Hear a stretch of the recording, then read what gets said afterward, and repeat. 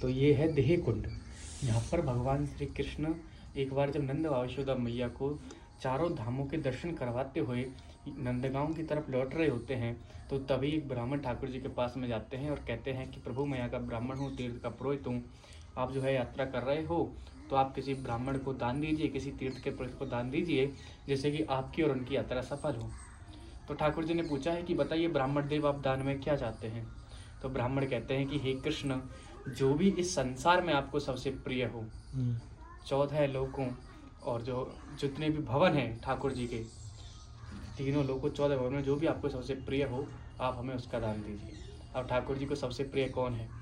राधा रानी। तो ठाकुर जी ने यहाँ पे ब्राह्मण को राधा रानी को दान में दिया। राधा रानी को ब्राह्मण को दान में दिया, इसका अर्थ क्या है? राधा कृष्ण स्वरूपम वै कृष्ण राधा स्वरूपम, मतलब राधा और कृष्ण दोनों एक प्राण दो देह हैं। अगर ठाकुर जी ने यहाँ पे लाडली जी का दान किया, मतलब अपने ही दूसरे देह का यहाँ पे ठाकुर जी ने दान दिया। तो राधा रूपी देह का दान दिया, तो कुंड का नाम पड़ा देह कुंड। ये हैं देह बिहारी जी। उसके पश्चात जब ब्राह्मण अपने साथ राधा रानी को लेकर के जाते हैं, तो ठाकुर जी ब्राह्मण के पीछे पीछे चले जाते हैं और ब्राह्मण से राधा रानी को वापस मांगने का आग्रह करते हैं। जैसे ही ब्राह्मण से वापस मांगा, तो ब्राह्मण कहते हैं कि हे कृष्ण, अगर आपने राधा जी का दान किया है हमको, तो आपको पहले इनके बराबर हमको तोल करके सोने का दान देना पड़ेगा, तभी हम आपको लाडली जी वापस कर सकते हैं। सोने का दान इसलिए मांगा है क्योंकि हमारा जो मनुष्य का शरीर होता है, इसकी तुलना शास्त्रों में स्वर्ण से की जाती है। इसके प्रमाण हमें शास्त्रों में कई जगह मिलते हैं। एक प्रमाण हमें त्रेता युग में मिलता है, जब भगवान श्री राम ने अश्वमेध यज्ञ पूर्ण किया था, लेकिन सीता माता महर्षि वाल्मीकि जी के आश्रम में थी। तो उस समय भगवान श्री राम ने जो ऋषियों के सुझाव पर सोने की सीता यानी सीता माता की प्रतिमा बनवा करके हवन पूर्ण किया था।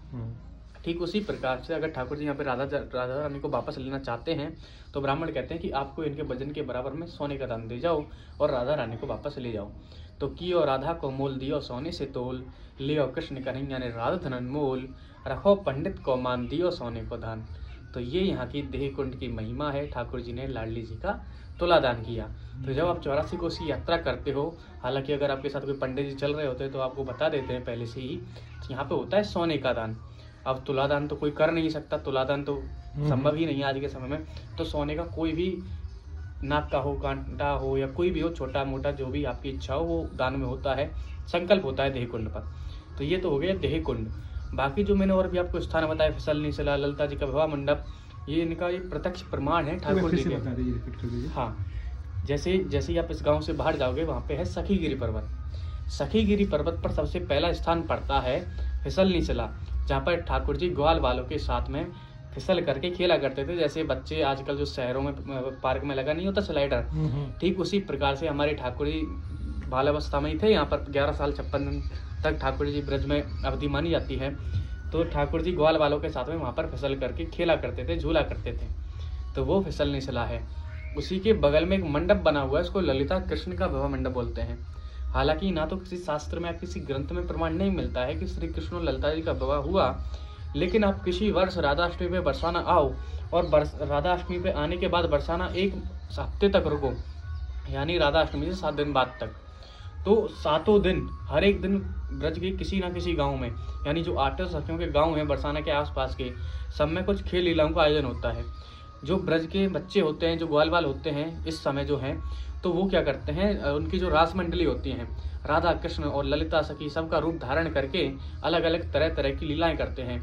किसी गांव में ठाकुर जी दधी की मटकी फोड़ते हैं, किसी गांव में ठाकुर जी जो है नौका विहार की लीला करते हैं। उसी श्रेणी में ऊंचा गांव में, इस गांव में भादों की शुक्ल पक्ष की द्वादशी के दिन, यानी राधाष्टमी से अगले 4 दिन बाद, इस गाँव में जो है ललिता और कृष्ण का विवाह कराया जाता है।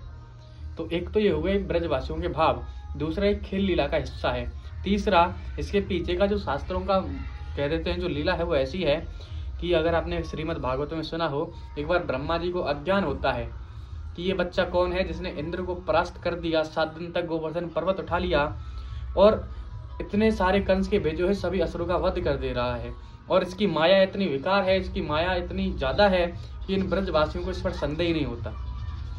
जब कोई आपके सामने ऐसे असाधारण चीज करे तो जाहिर सी बात है कि आपको उस पर संदेह होगा, डाउट जाएगा।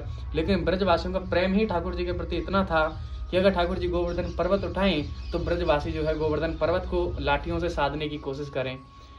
अगर ठाकुर जी ब्रह्मांड दिखाएं तो अपना ब्रह्म समझ करके भूल जाएं।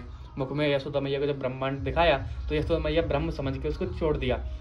तो ब्रजवासियों को ठाकुर जी पर कभी संदेह था ही नहीं। यही बात ब्रह्मा जी को खलती है कि कुछ ना कुछ तो ये बच्चा अपनी माया रच रहा है।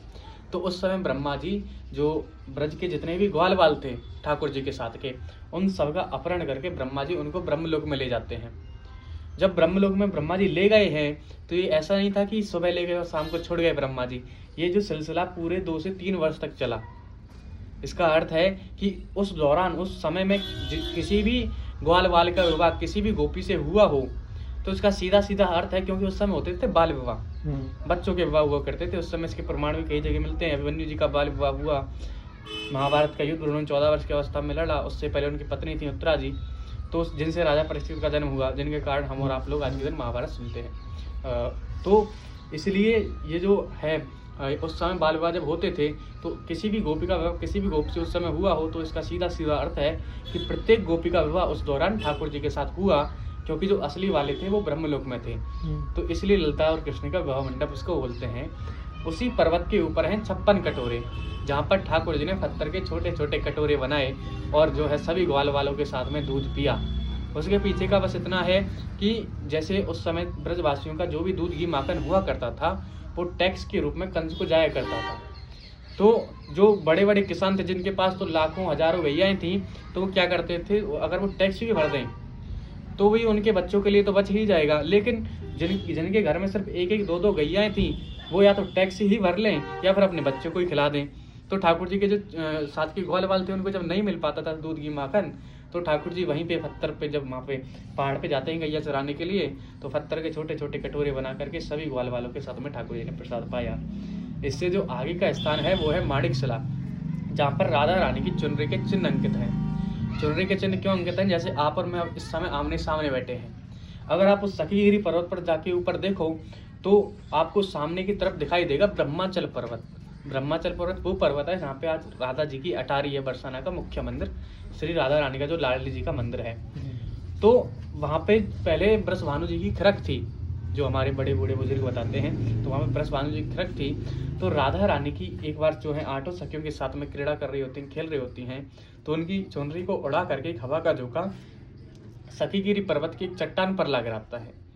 जब वो चुनरी चट्टान पर गिरी है तो अपनी छाप छोड़ देती है। जिस शिला का नाम हम माणिकशिला बोल रहे हैं, तो अपनी छाप वो क्यों छोड़ती है पत्थर पे? अगर मैं आज के दिन कोई कपड़ा पटकूं पत्थर पे, वो छाप थोड़ी छोड़ सकता है। इसके पीछे का कारण है कि अगर आपने सुना हो कि ब्रज से जो है कोई भी वस्तु बाहर नहीं ले जानी चाहिए। ब्रज की लता पताएं, ब्रज के कर्ण, ब्रज के पत्थर, कोई भी ब्रज से बाहर ब्रज से पृथक नहीं करना चाहिए। इसके पीछे का संत कारण बताते हैं कि जो ब्रज में प्रत्येक वस्तु को स्थान मिला हुआ है वो कोई साधारण नहीं है। वो ठाकुर जी के अनन्य भक्त रहे हैं पिछले जन्मों के। जब ठाकुर जी ने उनको स्थान दिया, ब्रज में उन्होंने तपस्या की, ठाकुर जी ने उनको स्थान दिया, तब जाके वो यहाँ ब्रज में रह रहे हैं। तो जो शिला है वो भी कोई संत का स्वरूप है। जब वो चुनरी शिला पर गिरती है तो संत भक्ति भाव के कारण मोम की तरह वो शिला पर गिरने लगती है और अपनी छाप छोड़ देती है। तो वो माणिकशिला है। राधे राधे।